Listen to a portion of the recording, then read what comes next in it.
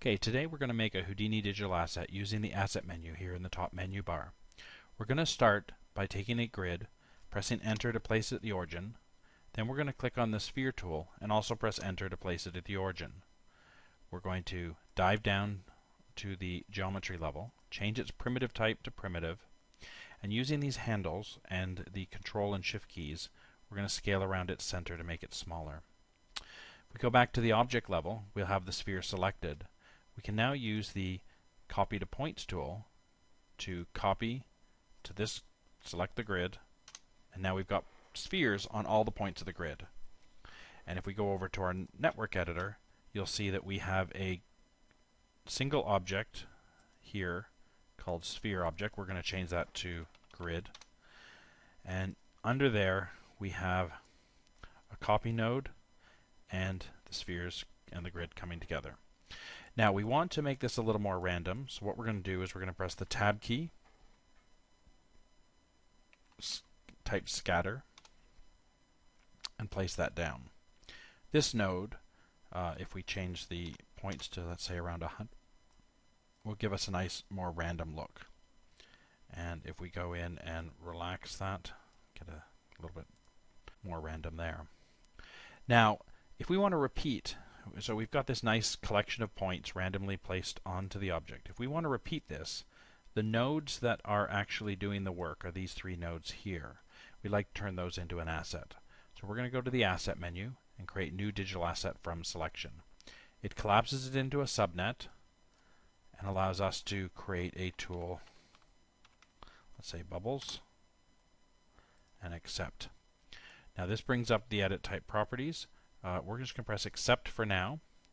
And what we're going to do is go to the Asset menu and say Lock Bubbles and save changes.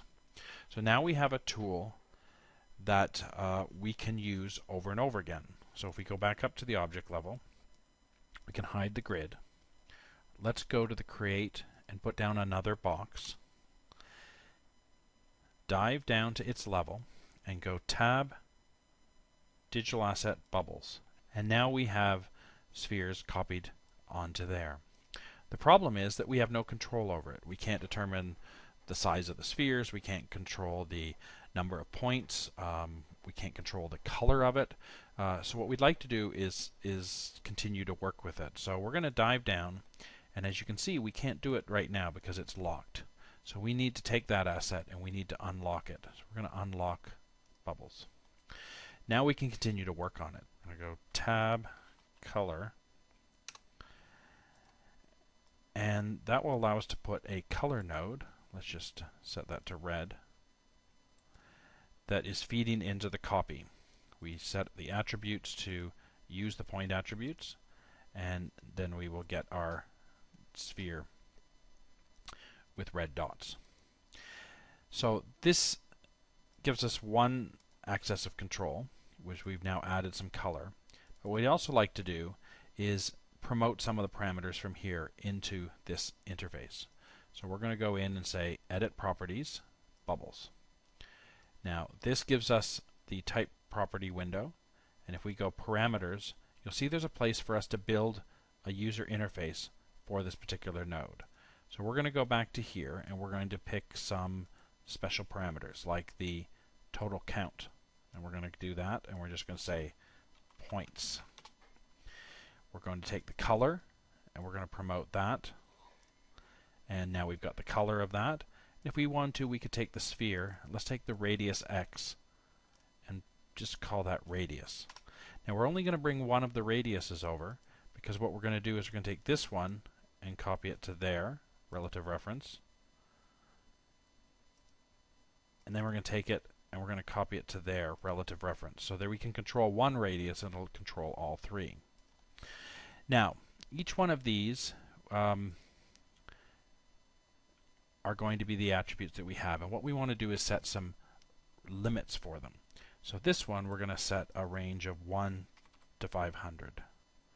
The color is okay, and the radius we're going to set a range of 0 to 0.5.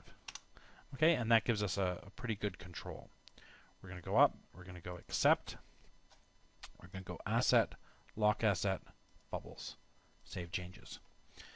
Now, if we go back up to the object level, you'll see, or go rather to this level, you'll see that we now have the ability to change the color, the number of points, can add more points, and make the radius of each one separately. What's interesting though is if we go back up to the object level and bring our grid back and dive down into there, you'll see the same asset that's being used in both places can also be controlled here. So for instance, if we want to create blue points there and we want to make more points and we want to make the radius a little bigger. And there we go.